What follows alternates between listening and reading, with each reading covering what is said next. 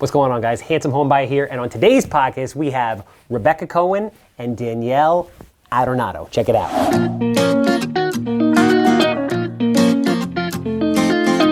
Yeah, kid. Welcome back to another episode of the Handsome Homebuyer podcast. My name is Charles, AKA the Handsome Homebuyer, AKA Captain Permit, AKA... All right, ready?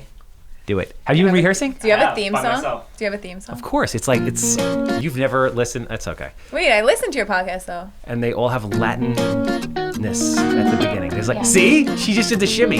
You didn't shimmy at all. Didn't you dance for like a DJ company? Did I make that up? You made that up. You're a bartender. You've bartended though. Okay, that I didn't make up. No. All right. Yeah, I felt like you were a dancer though.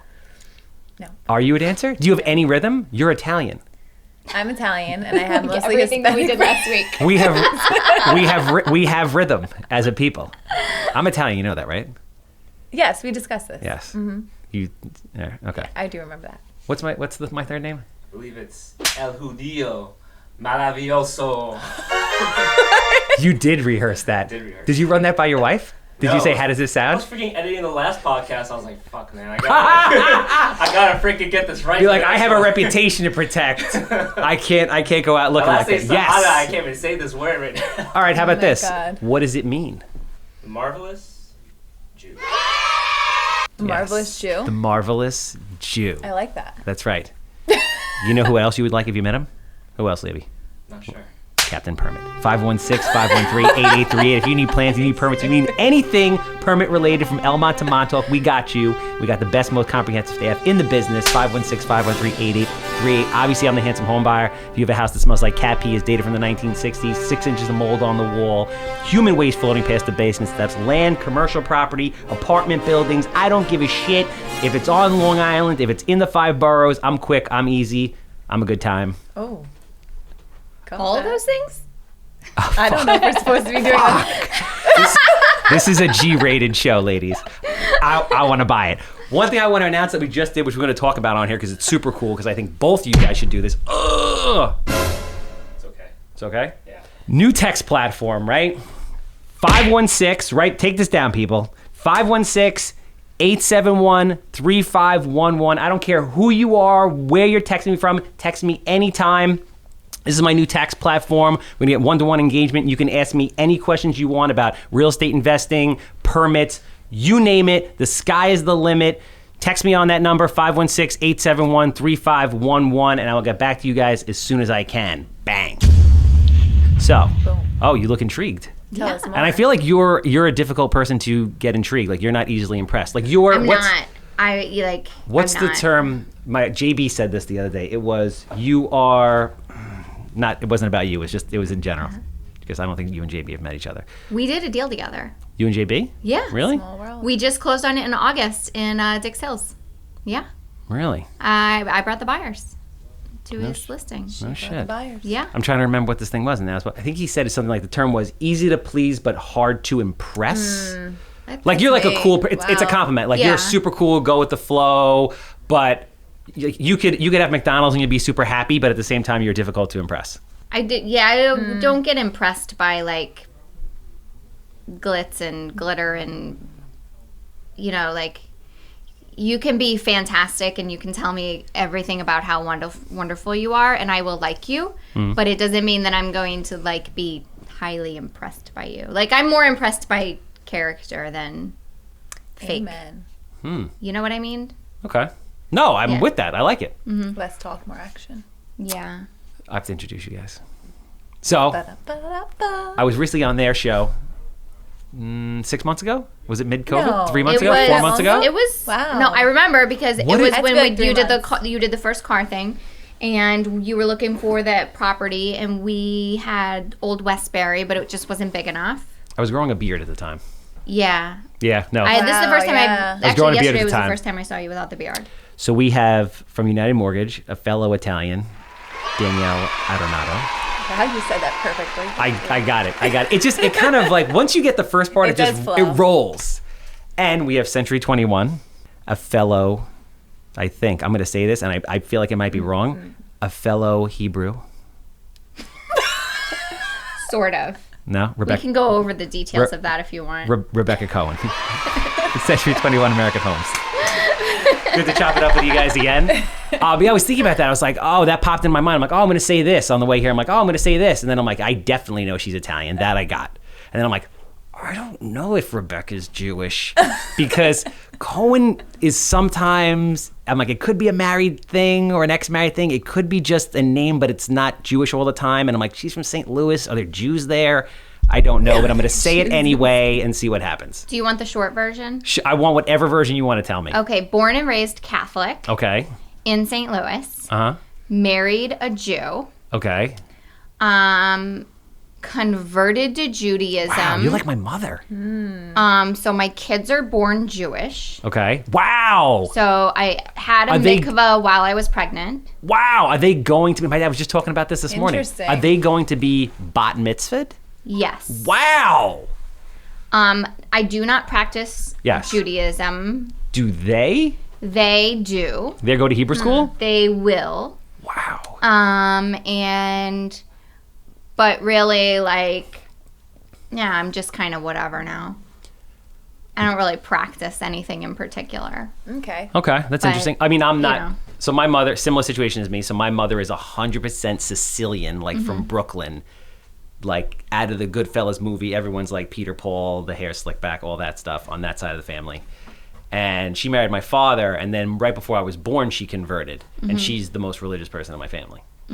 Like, I mean, I probably That's know, interesting. like, Yeah. when I converted, I knew more about Judaism than my ex-husband's entire well, you had to family. go through the whole process Because with the rabbi and take the classes Did and all all that these stuff. classes. I took Hebrew classes. I took Wow. everything. I went to so much school to become Jewish. What is the process to become Jewish? Because I'm always like joking that So it's much more simple than Catholic side of things. Probably. to become like- to become Jewish versus Well, what? Becoming Catholic? Yeah. So what's the process to convert to Judaism? Okay, so you This have is to go through great. a lot of classes. Okay. And you do have to go through Hebrew classes, but you don't have to actually know Hebrew. How many classes are we talking? Like, how long does this take? It took like 2 years of classes. What? Wow. So I did like 2 years of classes. You had to do like group classes and individual classes. And this was in St. Louis? Oh, and before you even get into the classes, you have to like beg and plead for them to let you in the classes. With the rabbi? Yeah. So it's like a cult? No, this didn't really happen. you have to- We wouldn't do that. My people wouldn't do that. Well, We kind of open. real. We welcome everybody. Yeah, but for once, Wait a minute. eventually you welcome everybody. Well, you know what it is? Okay. You know what? I take that back. They were like, Being Jewish and converting this is hard. Okay, but so being Jewish, and this is a good thing because I guess that's the difference between becoming or converting, though. I Is don't. it? Or it's no, yeah. If same? you're born into it, it's different. You're just into You it. have You're to there. either be born Jewish Yeah. or you have to have a mikvah to become Jewish. Now, don't take offense to this, but we're in like a special club. Being Jewish is like it's just like a I special have a thing. certificate. There's definitely opportunities that I have gotten because my last name is Weinraub. Like I've called to buy properties from people that are very Jewish or religious organizations, Jewish religious organizations, and then like, what's your name? I said my name. Like, no. What's your last name? I'm like, oh, Really? it's Weinraub, and they're like, oh, that's great. Da-da-da. Okay, now we can talk. Without a doubt. There's like, listen, every culture That's has their interesting. camaraderie. Yeah. Yeah, we if just- you're trying to buy or sell something in certain towns, your name can make a difference. Or just in general. We do rule. I mean, I'm Italian, so don't take. But we do rule the world. We do. We rule Hollywood. We do. We own everything. No. Maybe. So the point is this. Maybe it's like a little bit of like a hazing process. Like we're not just gonna give it all to you. Because like I always say, if you want to be successful, you convert to Judaism. You'll immediately make 25% more the next year. This is a guarantee. I don't know why it happens. It just happens. So they're not just gonna give that. There's a process. So I guess it's 2 years. It's 2 years. Danielle's like, It's what? 2 years and a mikvah. What is the mikvah? That's the bath. You're definitely more Jewish than I am. You know way more about this But stuff she than doesn't I really do. practice it now. Yeah, I don't really practice anymore. Well, honestly, I don't practice because since I got divorced, I don't have a single family member who is Jewish. Okay. So This is so interesting. I don't have you're actually kind of alone in that. anybody to even do anything with. So it's like, why would I even do it? Do you know the difference between Rosh Hashanah and Yom Kippur? Because I Yes. didn't. Okay, I didn't until like 2 years ago, which I'm embarrassed to say. That's what I'm saying. Like you know more about Yeah. Judaism than I probably do. Yeah. Like I still teach my kids about everything Wow. and I do the stuff with them, but I don't really practice anymore because I don't really have anybody like to do anything with. I'm not gonna, I'm not very religious. I'm not. yeah. I like being Jewish because I kind of feel like I like the cultural It's a aspect cultural of it. thing. Yeah. I feel like I'm I in never the felt club. that about. I didn't know that was like. You a whole didn't culture. feel that about it being Italian though? Oh. Well, all right. Oh to me- no, I'm saying about being Oh, Jews. oh, okay. I never really got the cultural vibe. You have to be. I think guess you I have to be to Jewish to get it. know But that there's a whole. if it makes you feel better, and I don't, you're probably thinking, Charles, I don't care. Italians and Jews are the same. They're like the same people. We both like. It's all about food. Which yours is way better. Mm-hmm. Like the Italian half of me, like my mother cooks her ass off. Italian food is so much better than Jewish food. Like we have gefilte fish, and we have like liver and stuff. And we have matzah. Chopped liver is good. You like chopped liver? Yeah. My Matzah's dad good loves it. too. Yeah. Yes, but it's not like chicken parm Oh, yeah. and like all the things that you have. God, you're making me hungry. So Well, Italian food is what Jews eat when it's not a holiday, a Jewish holiday. no, I thought it was Chinese. We eat Chinese. Yes. Well, yeah, that too. But I was going to say the other thing that is the same is that your parents only want you to marry within your own. But my parents can't say that to Similar. me. Yeah. Yours can't. No. Well, you have. And I've never. That's different because you have both. Yeah, so it's my mother can't really say that to me. She well, not that she would. She's like, I just want you to be happy. I've never actually. Cliche. I've never dated somebody that was Jewish, even when I like went to camp. Never dated anyone that was Jewish. Just by chance or by choice? I don't know. I think about this often. Sometimes, is it like one of these things where whatever you're supposed to date or whatever you're around, you just like go the opposite? Do you know what I mean? Because you're just, you've been around that for some people just go the opposite way. Like they just feel like they need to like Like the forbidden fruit be scenario. buck the system. Does that make sense? I never Yeah. thought about that, but that's definitely a thing. Yeah. Yeah, like I think it's very common with girls, more so with guys maybe. I don't know, I'm not a guy. But that like whatever your parents want you to have, you want to go the total opposite direction. Yeah, or even like I can't even say my parents ever cared or like commented or said anything. I think it's just basically like what you're around, I guess it's kind of like a double-edged sword. What you're around, you don't want because you're so used to it and you want something new and exciting. But at the same time, a lot of times you ultimately end up coming back yes. to that because it's what's comfortable and what you can relate. We talked about what that, you can relate about to. what you're used to. I think when we were talking about, because you're close to your mom. Yes, very. So you look for characteristics subconsciously. Yes. Yeah, same thing with my father. Like, Yes. Not necessarily his look or things, but his qualities. Yes, exactly. Yeah. It's Yeah, just no. a subconscious thing. So you crave the interest, you crave the spontaneity or the difference. You crave the new thing, but you really want the certainty. Yeah, I think it's exciting. Think we're Yeah, okay. it's exciting to be like because you spent 15 years just around like XYZ type of person, right? Because Long I Island think we should just start a dating show. they have what's that? Is that all we ever talk Next about? edition of this, we're going to Married- start having couples come on. Married. What is Matchmaking it? in real estate. Married at first. Was it Married at First Sight? Is that show that's on right now? Oh, love it. Wait, Married No, at First I Sight. think I've seen Huge. something advertised somewhere. Yeah. Married, Really? like they just get married and then what they. about the Love is Blind one? I don't Did watch you see TV. that? It was like behind the wall. They didn't ever actually I see never each saw other. it, but I heard about it. Maybe Yeah, I it's know what like- you're talking see about. each other. I They don't did watch TV, dates, but I like, know what you're talking With the about. wall in between them. I know what you're talking about. It's so weird to me. What? Oh, that? Like it's like the Married at First Sight and love. people like, just all want those fame. things. They just want fame. They don't care. Like, why can't you just go out to dinner, get to know somebody, and then maybe like work up to meeting the parents? Or I feel like and I think this is very cool. This is like you're like a modern woman with like an old school, soul, with an yeah. old soul, which is kind of like the best of both worlds. No, no, I'm just listening. I've been paying you compliments, but you keep giving me this. Thank You keep giving me this look. Oh, I don't. and I'm do, like, I I'm don't trying do to compliments understand. very well. Oh, that's what it is. That's what it is. I really don't take compliments very well. Like, does she think I'm full of you can shit? Ask Like, what is anybody happening who knows here? me. I'm so terrible with compliments. Why? I don't know. It's probably I should probably like talk to a therapist about it. I don't Therapy know. is very interesting shit. Yeah. It is. If you get a good one, if you get a bad one, they just make you think you're fucking nuts. Now Just to keep going back. I don't know. I think secretly most of them are really nuts. So it's just a They are. They're known to combination be. of just crazy. So I started, I guess in like May or June. I got a life coach. Okay, that's cool. How's that going?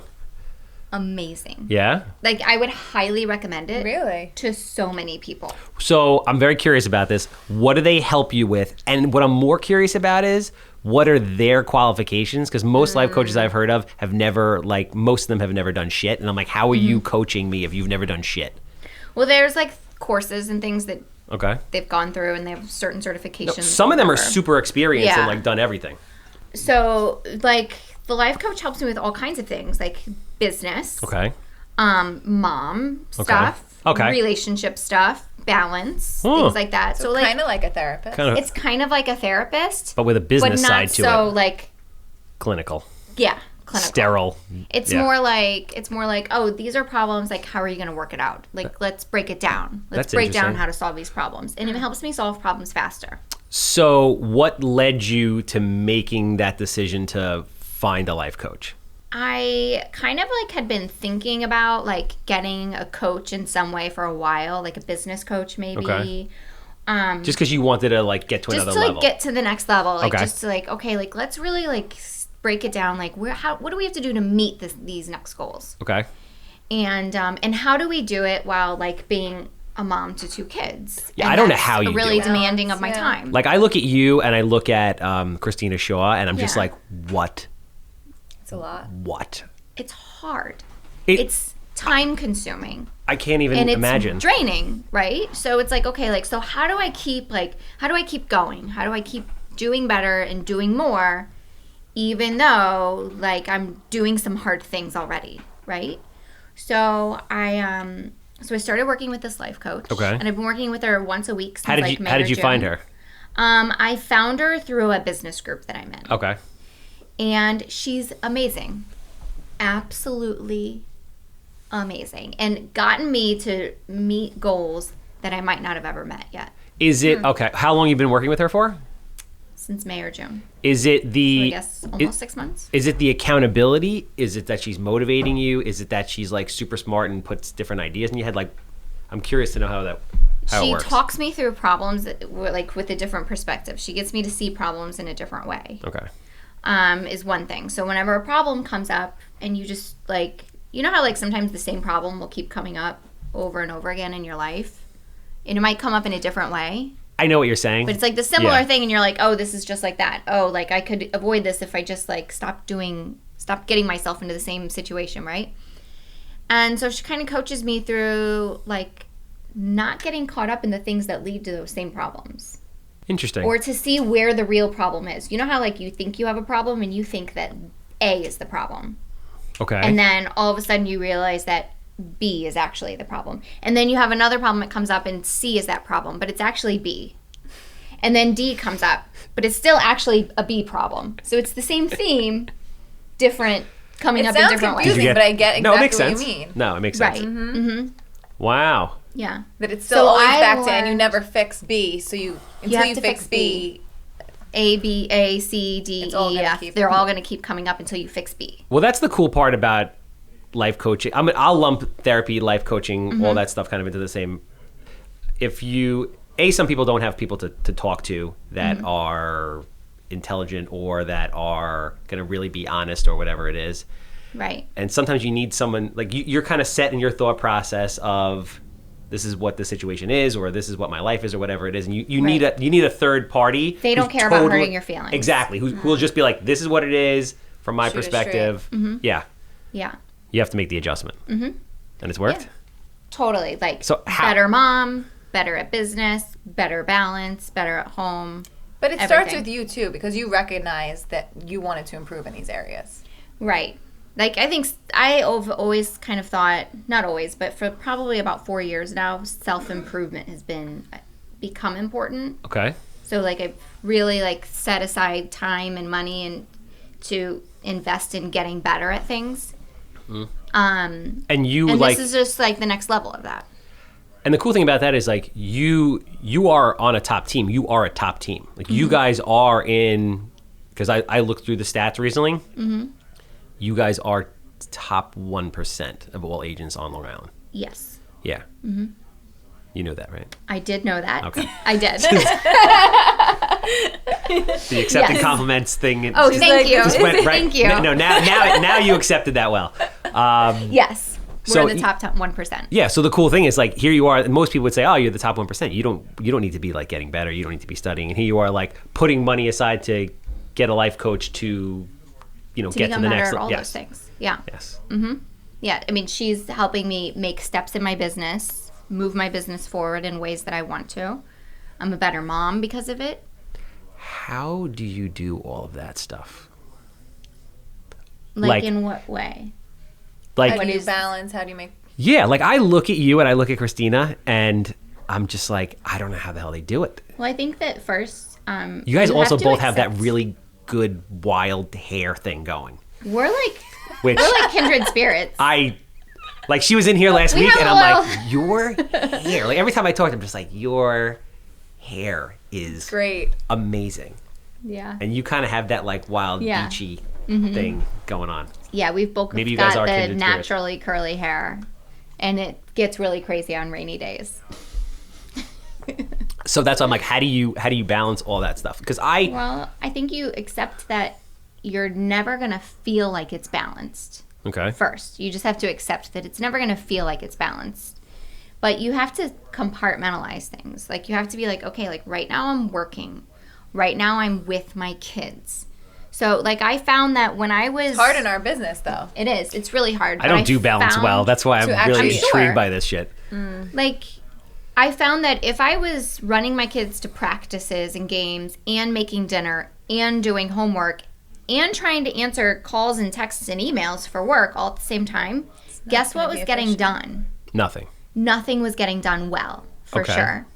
And guess who was a wreck by the end of the day? Me. This girl. So you have to realize, like, you just have to separate. You know, you have to say, like, okay, like, this is the time I'm doing this, and this is the time I'm doing that. And You don't like Twitch? Like if you see your like if you're with it's The so worst. hard. I was gonna say, Yes, you have to be I a very twitch like crazy. disciplined I'm like, person. Like I'll like hear it, or I have an Apple Watch now, and I don't wear it every day because it vibrates. It'll just when go, I get a go, text. go off, yeah. And I'll be like driving the car to soccer, and I'll be like, It's you know, and it's like everybody's texting you for work. And our business is 24/7. It is. It's 24/7, but it's only 24/7 if you allow it to be also. And that's the thing. Like, you're in charge of your you time. really are. So It's hard to accept You- that. look, I am partners with somebody who will answer his phone calls and texts at all hours of the day, and I used to do that. Mm-hmm. But then there became a point at which I decided, after 9 o'clock at night, I am not taking work yeah, calls. no. But Or nobody texts. can get mad at you for that though. Exactly. Right. And during dinner time, like if I'm having dinner, or I'm making dinner, or I'm doing homework with my kids, I'm not answering calls at that time. But I'll follow up when I'm done. Okay. And So she's exactly saying how you set your schedule. right, like Eventually it's people get about used you to- set a schedule And people and get you used to it. honor your own schedule. You And are very fuck everybody else. Whoa, you are a very disciplined person. No, it's I would like- hard. It's hard. I fail sometimes. I'm not perfect. But really, like, if you have a client who doesn't like that they called you at 5 o'clock and you didn't get back to them until 8, it's really not your Yeah. problem. That's actually their problem. So I have this new shtick with the podcast where I'm Acceptance. where I'm making T-shirts. So I listen to the whole podcast, and then when someone's quote is that I like, I put it on a T-shirt, and I'm putting it on a website, and whatever we sell, it all goes to the charity of their choice. So yours is going to be honor your own schedule.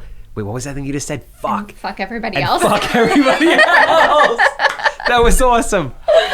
Are you? I mean, you have kids. You and I are different. We have a lot. We have it's more a little time. bit more free, but I still have this conversation with people all the time. Actually, I was having this with Devlin in the office yesterday. We were talking about how I think I went to have drinks with one of my friends the other night, and I'm just pulling up, and I'm thinking, okay, I got all my work done, so I chose to go out that night. And 9:45, I see, hey, can you break down what would my payment be for? And I'm like, At what time? 9:45. She goes, oh, what would it be if I added this to it? And I looked, and I so badly was going to turn it over, just like you said, and let them understand, it's late. But you gave into the temptation. But I didn't break down numbers. Instead, I said, you know what? There's a new way I could do it. Hey, got your message. Let me run this for you first thing in the morning. Okay. So it's, all right, that's cool. I have done that sometimes. Sometimes I will do that too. But it's then on my mind for the rest of the night. Don't forget this. Writing it down. I got on my laptop that night. Let me check this before I forget in the morning. It's never gonna stop. See, I like to hear you say that kind of stuff because sometimes I feel like I'm like, do I have like a problem? Like, am I an addict? am I like a workaholic addict? And it's tough having the people around you understand this is how we pay our bills. Yeah. So you also do you really like to be busy. Yeah. Because you do like a whole bunch of stuff. I mean, I'll be behind the bar sometimes on the phone with a client, like scratching. Okay, yeah. I have that. I'll run in 2 minutes, okay? Run to the bathroom. But it's also, and the people around you will understand, I've learned, on trips and stuff, or holidays. I think it was Easter, and my dad pointed out. And now you feel bad. You walk away for a second, oh, she's on a work call, and you feel the eye rolls. Yeah. I'll work again. But eventually they understand it's how we pay our bills. Unfortunately, ours isn't a 9 to 5. And but it's setting the standards, okay? Do you like that, though? The not 9 to 5? Or yeah, the not 9 to 5. Sometimes I crave that. I'm like, no, I wish I could just walk out and, because you've always done, like, unconventional hour type jobs.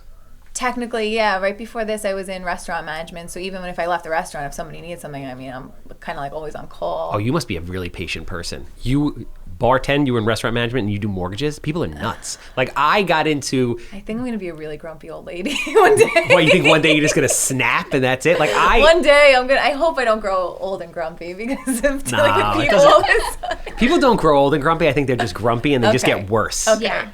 You know what I mean? Like, as you get older, you definitely get worse, but it was who you were to begin with. Like, you don't totally pull a 180. No. I mean, I was originally going to school for special ed, so like it's always been a people thing. You have to have you are a very very patient person. Yeah, and I think they all tie together. They all, oddly enough, all industries. I mean, hospitality deals exactly with what we do. Mm-hmm. I mean, we are in hospitality. Whether you want to say it that way or not, we are serving the people. No one else is. How many bosses do we have a day? I'm answering to realtors, attorneys. If it's not in a timely manner, just like in hospitality or restaurant service, someone's complaining to who, and I need answers for somebody and everybody. Well, it's interesting that you say that because I think if everybody, regardless of what business you're in, looks at it like the hospitality business, I think that they would do much better in their business because you're creating an experience for people. Like I always say, with my investors, I create an experience for them as if they're with me, like on the front lines. It's a good way to put it. We're flipping this house together. Because a lot of people that want to invest in real estate, but for whatever, let's say any number of reasons, they don't have all the money, they don't have all the time, they don't have the education, they don't have the guts, whatever it is, they don't like, cat pee and fleas, like whatever it is, but they want to have that same emotional connection to it. Mm-hmm. So if I structure my investments in a way that these people get to like feel like they're doing it with me, because essentially we are, that leads to a lot more business for me. And it's also setting expectations in the same way for your clients too. They're understanding the process, the scenario. No, they understand. They know, like, I'm just not giving this guy my money and like, where is it going? Is this a Madoff thing? They get it. They see it. It's like real. They see it going from shit to shinola, whatever. But I think everybody can do that in every business. I think that's exactly what we're all trying to do in our businesses. On our team, it's all about the experience, because we've said this, I think we said this on our last podcast with you. Buying a house can be a terrible experience. It can be messy. It can be hard. Yes. There are road bumps. There are going to be problems. Especially now. And nobody sees that side of it. Ever. Now it's like just nuts. But our goal is to create a really nice experience. Despite all the problems, despite the things, like everybody, there's always going to be problems. But the goal is really to just create a really nice, enjoyable experience because it is a really special thing. Like buying your first house is a big deal, or selling your house is a big deal. Home is where all of, so many things happen. So it's important that it is a really nice experience. So just like you're trying to create this great experience for investors that you work with, we're trying to create a great experience for Yeah. the buyers and sellers that we work with. You know, like our goal is to get them into a home. You know, home is really, really important to people. Yeah, no. I So think making that a learning great too that it's experience. not going to be seamless. Like when I first started in this business, and when you, of course, you come up with a different problem on every file. It's got something different. Yeah. You learn so much over the years where, I've never seen this before. And you're Mortgages? always going to see something new. Mortgages is like, God bless you. But it's also being 'Cause- like, okay, it's not seamless, but it's okay. You go through, and I had a bumpy road of, it was like 3 files in a row where I'm like, geez, these are tough ones. Yeah, mortgages is hard. And I saw probably 10 problems in each file where we overcame them, but it's also then at that point getting through the file is one part of it, but how to set the expectations and let the clients and everybody else be okay with it was the other side of it. So you're, okay, we're jumping hurdles, but not making them feel like you are too. Right. Like, it's like saying, hey, we hit Kind of this hiding everything happened, under the covers. or this did happen, but we figured it out. This is how we're fixing the problem, or this is what we need you to do to help fix the problem. And people are grateful whenever you talk about the problem, but you don't treat it like a fire. Yeah. Exactly. You know, I to mean- you it is a fire. You're like, oh shit, I gotta do. But not letting them feel the burden. But We got this. taking the burden, emotional burden off of them, because it's already emotional for them. I think the secret really to everything in life, this is like business or personal, is just communication. Like Big. solid communication. Even if it's something they don't want to hear. Like for me, I would rather you tell me, I don't care what you have to tell me, just as long as it's the truth, or just tell me what it is and we'll deal with sugarcoat it. it. Otherwise, yeah, if you don't tell me, or if you don't get back to me, and then I like think about it, it'll just drive me nuts. So if something crazy happens, like again, what you guys do as loan officers is very stressful, and there's a lot of moving pieces and a lot of shit. And then like the government will change the guidelines on you. Like I was in the middle of doing a deal, and all of a sudden they bumped the credit requirement. I guess that happened not that long ago. COVID. They bumped it 20 points or something, with like 620 or 640 or something like that. And the loan officer was like, like he was already bumping their credit, doing something to like get their credit up, and he's like, he's like throwing papers in the air. It's a lot. And the people who are used to the way, in general, our business was, probably 10 years ago. I'm used to saying 8 years, but we're a little further off.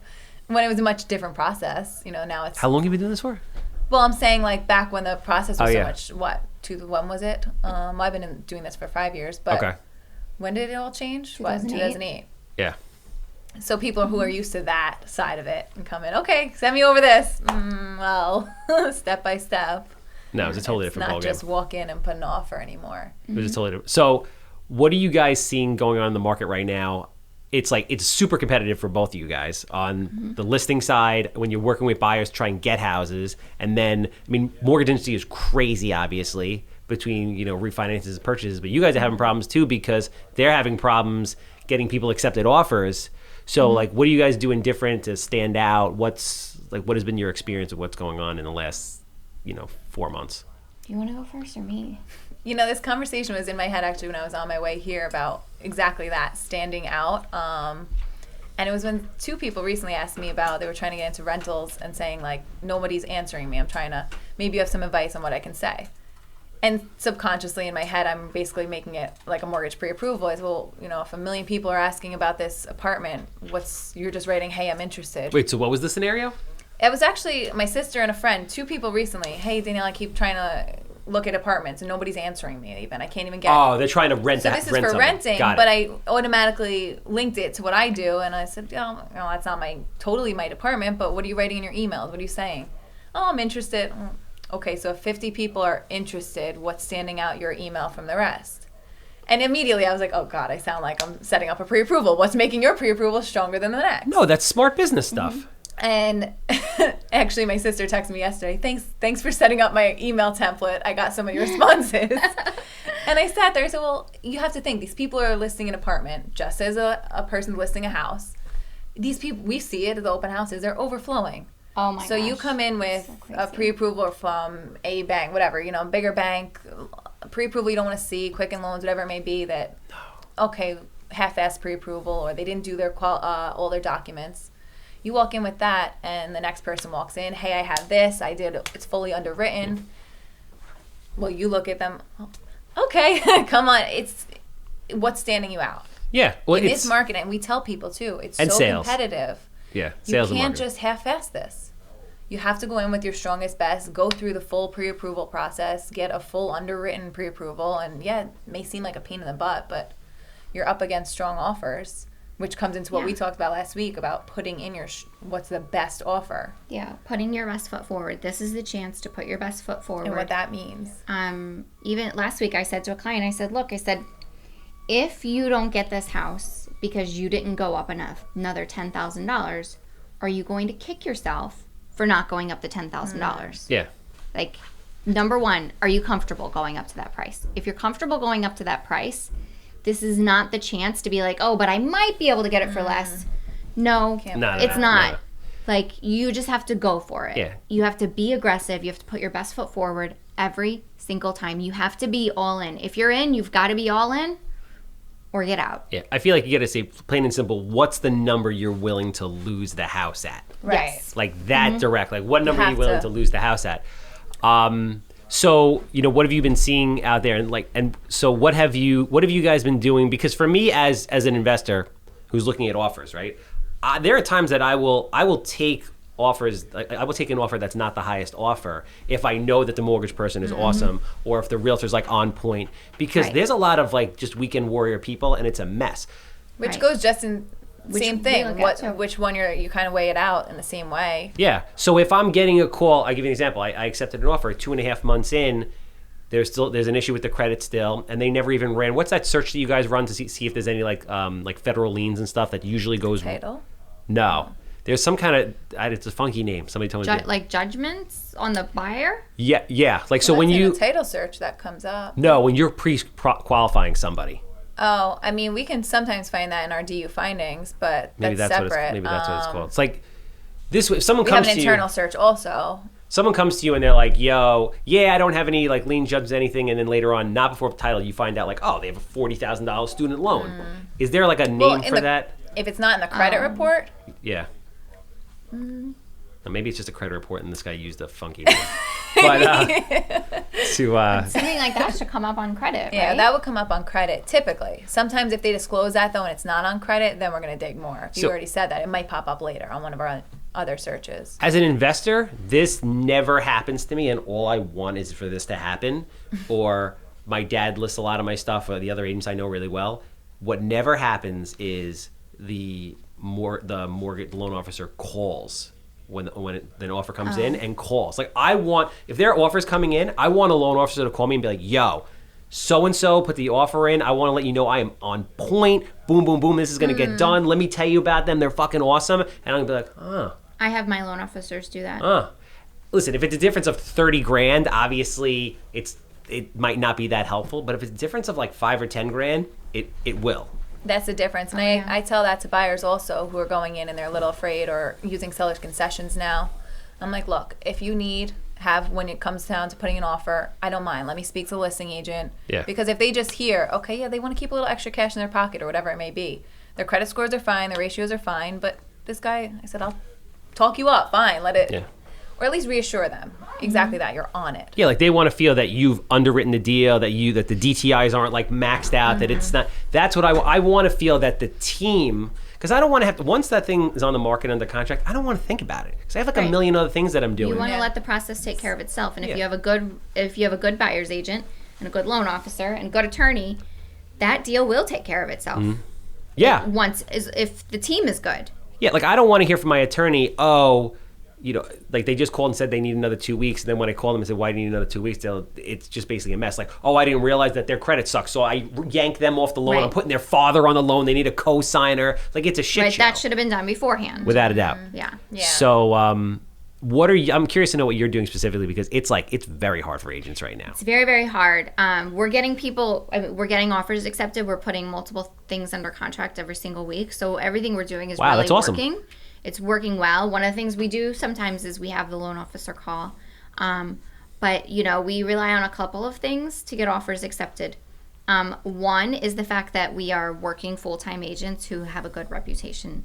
Yes. So we use that frequently because other agents, if I'm representing the buyer, other agents want to work with us over somebody who doesn't do this every day.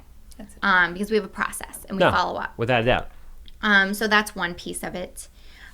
We don't really take our buyers out until they're really ready also. What do you mean by that? We'll take them out once without being pre-approved. One time without being pre-approved. I hear that often. So we'll take them out. We'll show them the house that they were really interested in.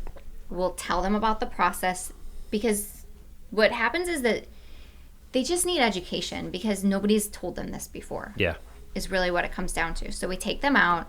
We give them the education. We tell them what needs to be done. What do you consider the education to be? Because the cycle of a buyer seems to be the same thing. Like, they go out, they get nervous, they finally put an offer in, they get blown out, then they lose one they really, really wanted, and then they're finally really ready. Almost every single buyer Yeah.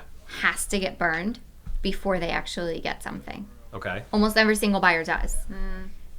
I think it's just almost like the psyche of that. You know, it's like, oh, like you tell them like, oh, the list price is $499. You're going to have to go, I would recommend like $520. And they're like, that's not going to go. My dad said I should offer $480. And you're like, no, you should start at $520 and you might have to go higher. And you're giving them, you're giving them good information. You're coaching them through the process. It's probably a trust thing also. It's trust also. And then what happens is they don't get the house. You, you're like, oh, it went for $540. Do you guys ever, and this is something I just thought about while you were telling me this, do you guys ever print out comps and say, listen, before we go out here and start making offers, I want you to see something so that you understand I'm not making this up. This thing was listed for $499, it sold for $550. And you show them like whatever. Do you do that? I will show them a spreadsheet. Like if they're lurking in certain towns, we show them a spreadsheet. This is the last 10 houses that sold that are similar to what you're looking for. This is where they were listed. This is where they were listed. This is what they sold for. Yes. Okay. And we do that. It's just like if you're preparing for a listing appointment, you're telling them what houses are selling for. You prepare your buyers in the exact same way you prepare your sellers. Okay. It's the reality of the market. So they don't know about the market. They have heard things. They might think that they know, but they don't know unless you give them hard facts. This would be a great TikTok. This would be a funny ass TikTok. I haven't TikToked. You haven't TikToked? Can you? First of all, can you dance? Yeah, I can dance. Okay, I'm just curious. Because I actually had this little boy at a party I worked showing me I'd never TikToked, and he's like, "Oh, you just follow." I'm like, "This is so silly." It doesn't. You don't have to do like. I don't really know what I'm doing on It's so TikTok. cute, but I just fill TikTok with my stuff, and we'll see what happens. Which a lot of people in real estate are doing now. TikTok is a crazy thing. I didn't really get it, and then I posted this video on TikTok that was. It was right after that whole thing with Trump came out about how they say he doesn't pay taxes. So I made a video saying this is how Trump legally avoids paying taxes. Not a political video, but let me explain to you how real estate investing works from a depreciation and tax standpoint. This thing got 165,000 views. Get out. And then everything else got like 30. So like I have like 50 videos, right? They all got like 3 views, and then this one video has like 160,000 views. It was political too. I don't even. There's like I don't know if there's, but it wasn't political. That's the thing. It had his name, but there's something with Trump the algorithm. In there, and people said, "What does he have to say?" So if you guys did a 60-second like mini movie of the emotional roller coaster that is like the buyer cycle. Of when they like you first find it like and then the next thing is like it's a 400, I'm gonna put in 380, and then just they miss it and they. That's a good idea. We kind of did a similar. We did a couple funny skits recently, and I told you I have other ones that I want you in. I'm down for that. But that's a good one to do. Yeah, that would be a good roller one. Coaster. That would be a really good. Remember, I was actually telling her about it a couple weeks ago, and I was like, oh, like I always see my buyers go through the same process over and over again, and then suddenly it's like I'm going through it myself, and I'm like, I really want to see the house right now. You know how like you get under contract and the buyers are like, can we just go see the house? Like, can we just go see it? And you're like, no, you can't just go see the house. Like, somebody lives there. You can't just like go see it. Wait, what do you mean? They want to keep going. And so like they want to see the house all the time because they're under contract for it and they're so excited and they want to see the house all the time. Yeah, I don't get those now I'm things. under contract for a house, and all the time I'm like, I want to go see the house. I'm like, I really wish I could just get into the house right now. She's got Oh, you're under contract to buy a house? Yeah. So Mazel tov. So then I'm like, oh crap. I'm like, this is what they feel. This is what they feel. Like I feel It's it. cool because 'Cause now it's- you're going through. And now I'm like, It's a very emotional thing. It's true. It's a real feeling. Yeah, it's a very that's Like interesting. they're not being a pain in the ass. They just like I'm feeling it too. I just really want to get into the house. It's a well, buying a house is a very emotional thing. Yeah. It's supposed to be like a logical thing, but it's not. It's an Right, emotional and thing. it's our job to keep it logical and rational and be objective. And then, but now, like, sometimes you just have to see their emotion. I think I have felt it the most for them when I've done it, like, for family members or friends, because they express it much more. So how do you, like, as a loan officer, I feel like you have a big responsibility because people, and I guess you can only do so much for people. Like, you can't be their parent, even though if you want to. But I'm there's their a lot. therapist. I'm their friend. I swear. It's But you're used to that. Marriage You're counselor. used to that at this point. What was I gonna say? You cold call, right? Yeah, we can do. I feel like you would be an awesome cold caller, but that's a different topic. I don't know, something about the voice. They just go in and right away, it's like, let me tell you everything that went on, and you just have to listen. Okay, all right, we'll get you there. So as a loan officer, how do you, if you're looking at a file and these people just, like, you can tell that they can't afford a certain lifestyle, and they're like, they just want it. They want to, like, ratchet up the like the loan amount. How do you deal with that? I think a lot of it is just general people skills. And it's knowing your audience and how they're going to react. And it's also the hard truth, too. And not sugarcoating it to an extent. Obviously not hurting their feelings, but being realistic. You don't want to set the expectation like, oh, yeah, this is totally realistic when it's clearly not. I feel like you make 50 grand. You shouldn't have a Ferrari and 2 houses and trying to buy $1 million home. So, and even if they are in qualifying conditions, but it's also setting them, well, what is your lifestyle like? Do you want to move to the next bracket because what is your everyday life like? I don't know. Huh. And trying to kind of not make it like, hey, you irresponsible shit. Well, maybe you like to spend more. And it's really nice. No, it's nice that you go through that, though, because I feel like most people don't. It's probably also keeps clients closer to you. And as much as some of them you kind of want to run away because they're just beating a dead bush a lot of times, or whatever they call it. Horse. Bush. It's being a people person and just understanding your audience. And I say that in any conversation you have. If their credit's shit, whatever it may be, it's not just, okay, so you have bad credit, you're going to have to work on that, give me a call. No, it's explaining why is your credit bad, or... Yeah, well, plus I think... And what do you have to do to fix it? You know, it's saying like, well, we can get you there, but we have to do this. And setting the expectation, look, we'll get you there. But it might not be in a couple months like you plan. It might be 6 months, but we're going to get you there. Yeah, I think a lot of things people don't realize is, like, people are very apt to count, like, realtor commissions or, like, to count what you guys make as loan officers. But a lot of these relationships are, like, super, like, it was a year and a half in the making. Like, somebody reaches out to you and, like, I'm interested in buying or selling, and you're coaching them through the process over X amount of time. Some people are like, I'm going to want to buy a house in a year and a half from now. Oh, well, we have to get your credit up. We have to do this. We have to do that. And it's like, you've invested so much time. If you think about it, sometimes I've had some 3 years before where I'm like, wait, when did I take that? Oh my gosh, no way. Yeah, that's the crazy. first application I ever took in this business. They're closing now. You know? Yeah, no, I don't doubt it. What are you guys doing on the marketing side of things? Like, you've done like a bunch of creative stuff that I see. Mm-hmm. Did I ever? Oh no, I think we did talk about that. Which one? When we did that car karaoke video.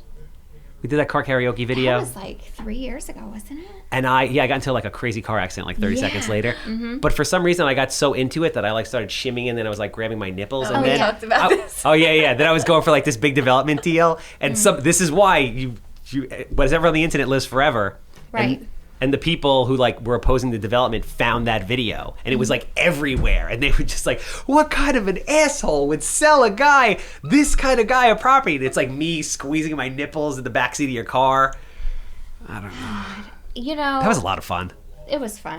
Back when you guys were killing the car videos. That's when we were killing the car videos. Yeah. I missed the car videos. I know we got to get back to the car videos. We haven't been doing them as often. But yeah, I like to do like the top 5 videes is what I really like to do because they're really like just like 5 pieces of information that everybody needs to know about a very specific topic. And those are my favorite ones to do right now. Are the top No, that's 5s. Smart. No, it's good. It's to the point. Yeah. It's educational. Like you don't lose people. It's like short. It makes sense. Yeah. So I've been working on building up my website more, blog, what is your email website? Platform. Are you blogging too? You're on it. You were doing it. It's not all on there yet. So, like, if you search it today, it's not all going to be on there because we're still building it out. but just trying to like increase everything as much as possible, you know. Yeah. Trying to be more organized and thoughtful about our content. Like, we do a lot of content and we put it out there, but we don't always put it out there in the most organized way because we're always just like content, appointments, content, appointments. You know, like we're always like Cook juggling dinner, back like, and forth. Kids. Right? It's just, I don't... So now I'm trying to be more like thoughtful and like schedule my posts and things like that more, and Nice. you know. Have you seen a difference, and what kind of difference since you started like posting and doing all these things? Like, do you feel like the force? Do you feel like a change? You feel business coming in as a result of it? I felt like business has come in increasing, has constantly been increasing since we first started doing videos. Yeah. Almost 4 years ago. What? Are you doing videos? Yeah, Just she's doing it with me. Oh yeah. No, outside of that. But the thing is with the content, and that's what we talk about all the time, that it is another job. It is a itself. lot It of is. work. So I've been increasing and just being like more, I've never really connected my work with my social media. In the past 2 years, I've upped it a lot. Like, Okay. And I see a difference in that. Just posting, and then people are like, hey, can you share more info, whatever it is. Which I see the difference big time. Yeah. Does it feel obnoxious sometimes? Yeah, it does. But, and you're the one who used to say consistency, you have to keep. Got to keep doing it. You just got to keep doing it. Mm-hmm. And it's interesting because, well, that gentleman we were talking about before, he told me that he quantified over like the last year like $78,000 worth of new loans written just directly off of social media, where he says he didn't know these people and they're like, You'd be yo, surprised. I saw you on Instagram. So it's like, it's a crazy platform. Or people who knew you or knew of you but forget that you do that because you're Yeah. not in their face enough, which Yeah. is the worst. When you see someone or they just bought, like, oh damn, I forgot you're in the industry. And that's why it's like, so to go to your That burns. your point, I schedule it so that it hits at certain times when people are more apt to see it. And so I would do it like 8 o'clock in the morning when people wake Strategic. up. Then I'll hit it like right before lunch because people are going to go get lunch and they're going to look at their phone. Then like right at Evening like when they're in 5 bed. o'clock. And then I might something throw like another that. one in at like 7, whatever. Yeah. And this is plus like stories mixed in and everything else. Right. 7 days a week. Right. Like It's a lot. it never. And then the interesting is, as you started, so I was doing it by myself, and then I was doing it with Matt, and then I started doing it with Levy, and then it got to the point where like Levy and I are just like Hammering it. dumping as Yeah. much content as possible. Yeah. And it's still nowhere near as the amount that I want to do. But now I have people that the more content you start putting out, then people start kind of like hating, because you'll have people that are like, how people call me up and be like, dude, like, what are you trying to do? Like, you're trying to be like a celebrity, you're trying to do this. I'm like, no. And then some people get it and some people don't. So with that comes a lot of like judgment that you have to be ready for. There's a lot of people who will judge you on social media. I Oh, mean, yeah. do you get it, right? Like, you get judgment sometimes on social media. Yeah, Um, I'm sure we like, all do. look, if you're getting enough attention at all, Yeah. you're gonna have haters, Yeah. no matter It's what. in anything. That's in any single thing you do. But guess what? We don't put our faces on benches anymore. No, doesn't make sense. We put our faces on social media. Yes. So just like, are you gonna go and call somebody an asshole because they have a bench on Merrick Road? 20 years ago, no. This is so what we're why doing now. Yeah. This why is- do it yeah. because somebody's doing it on social media? Like, we're all, I'm sure that if this You wasn't actually just posted something. I'm sorry to interrupt, but exactly about that. Oh, about benches a and that was 50-year-old great. agent. you watch my stuff, huh? See, I'm like in my own little world. I put I I liked that a lot, actually. Yeah, I but do, it's the world's great. changing. The world is changing. Exactly. Keeping up with and, the times. And who is anybody in this entire world Preach. to judge anybody else Preach. for doing their job and making money and supporting their life? Are you gonna drop an F-bomb? I like when you drop F-bombs. Oh, it just didn't come naturally I that know. time. It didn't fit. So then But really, like, so then like you don't judge the dad who is an accountant and goes into the city every day or whatever for doing his job. This is our job. no, it's true. So I'm gonna tell you guys about what we were talking about before, that text thing. I think you should get on this. Oh, the app. All right. Yes. Mm-hmm. So this app's called Community, and I stole this thing from Gary Vee. I can't even take credit for this, but it's an app. So it's an app that goes on your phone. It's the one that he texts me through. Does he? Does he? Do you have it with Gets him? a text. Yeah, I get Gary Vee's Wait. texts. Oh, okay. Yeah, that's what it is. So Yeah. you have You have And a it text. feels so personal, right? No, it's him. It's like he's really talking. No, it just is. to It's me. really no, it's really him. No, I know it's really him. I know it I'm is, just saying, but like, I know it goes out to everybody. Now you guys are making fun of me. No, I'm not making fun of you. I'm. Well, All right, listen. No, this is. I think you should do this because I think it'd be awesome for you and your business. So they sign up for our texts. you get this. You go to Community. It's an app, right? They give you a phone number. It's not your real phone number, but it's a Okay. phone number, and it goes to the app like a Google Voice type of thing. But you can't call it; you can only text it. And then you put it out there, and you're like, "Hey, listen, if I'm you, I'm like, hey, Rebecca Cohen, if you're a first-time home buyer and you have any kind of questions about buying your first home, I know it's a stressful process. We're here to help you. If you have any questions anytime, just text me in this number, and I'll get back to you." And then they'll text you, and then 30 minutes out of your day, you go to it and you respond to the text messages, and it's a way to engage with people. And on top of that, you are also you can divide it up into different types of groups of people. So you get you get their birthday, you get their info, you get their phone number, who they are, and you put them into different groups. So then after you've helped them for like 3 months with all their questions, if you feel like marketing something like a listing, or that you're looking for more business, whatever it is, you can send a mass text out to different, either one person, groups of people by their birthdays, and it's like a super powerful way to market that nobody else is doing. Right? You don't know anybody else on Long Island other than me with a text number. I do not. Exactly. But I'm going to have to get one today. If nothing else comes from this. I love this idea because Same thing with mortgages. because look, it's a people are separate more number, likely to right? reach out to you via text. Yes, it's a separate number. It's a separate number. It goes to the app. So you log into the app when you're ready. So it doesn't have to be going off all day and night. And again, same thing. My name's Danielle. Listen, the mortgage process is very complicated, etc. If you have any questions, hit me up at any time. Boom, boom, boom. And people hit you up. That's but great. why is that because any then you know what they different? want to It's know. just easier to do it that way as opposed to just sending out. Well, we can't really do. Well, because you mass can text, send I it out guess. to you can't send out mass text really without you could without some type of a platform. Exactly. And Right. that's the platform. And then because the social media platforms, some of them aren't working as well because there's so much, like as much as if I'm following 2,000 people and I'm really into your stuff, but I'm looking through my feed, there's so much crap in my feed now, like The stories and algorithm. stuff, that I might not see something that you posted that I really thought that I would have thought was interesting. Right. Unless I'm Because constantly- Instagram changed the way that things are. And that's always going There's to just happen. more people They're in it. all There's gonna more keep ads. changing. There's more information. There's more everything. So this is kind of like the newer way. This will get blown up in like 2 years. In like 2 years, we'll be here and we'll be like, remember we used to do the this text down. thing? Now we're doing this instead. But Saw yeah, it here first. that's my new shtick. Okay. I hope you guys do it because I think it'll be I'm cool. going to do it today. I'm gonna download it. Community. I'm going to do it today. Yeah. Definitely. It's gonna work. I love it. I think it's a great idea. Check it out. People love to text. Yes. Like, they like to hide behind a text too if they can. I like to- which is nice Yes. because like they can That sort kinda- of like ask you a question without you Feeling knowing who they are embarrassed necessarily. Text kind of drives me nuts. Oh, you mean because people text too much? No. I like to talk to people, and I'd rather have the Right. conversation. Like people that I have friends that like fight with their girlfriends via text. Oh yeah. And I'm like, Pick up the phone. Like dude, pick how up do the you, phone how and do you do do it. that? Yeah. Yeah, no, it makes no sense to me. Pick up No, the phone. I don't do that. No. No, I didn't, Can't I do didn't, that. I didn't think so. Because you can. The long paragraphs that you're just sending, you could have picked up the phone and gotten over in 2 seconds. I think I have felt heated at one time, or like at different times I felt like really heated, and I'll just need to like get something out. Do you write the text and then delete it? Is that what you're gonna say? No, like I'll write it out. I'll be like, I'm not arguing with you on text. These are just the things that I want you to know, and we can talk about it later.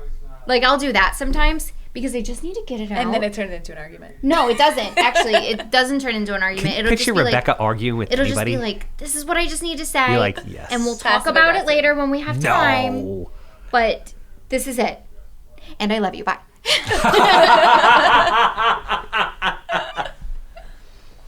But I also think giving the texting to clients also, even if it's as much as rejection, it's easier in text, which is fine. If you don't want to work with me anymore, at least we got that. If you want to Over the text me, phone, they might Just answer. don't break up in a text message. That's all I'm saying. No text message breakups. no text breakups. No. That's the worst. You guys are awesome. Whether you're a client or a relationship. You guys are awesome. We should have announced this at the beginning, but we'll announce it at the end. Tell everybody who you are, what you do, and where they can find you, because you guys are awesome. Go. Danielle Adornato, United Mortgage, based out of Levittown at the Homebuyer Learning Center. You are the only person that ever realized that you should look at your camera. Did I? That was epic. And you did it have with a such. camera? Yes. Oh, You guys like have a camera. Boom. Exactly. She did that and she immediately went into news anchor mode. Oh, that's funny. Okay, Rebecca Cohen with the Aaron Bates Real Estate Team. We are all over Nassau County and Western Suffolk County and Queens. And you can find us on Instagram and Facebook and YouTube at Aaron Bates Real Estate. That's it. I'm the Handsome Homebuyer. If you want to text me on my new community platform, it's 516-871-3511. More importantly, if you have a permit problem, you call the captain, 516-513-8838. And if you have a house that stinks like cat pee and is filled with mold and nastiness, you call me directly at 516-777-SOLD. That's a wrap.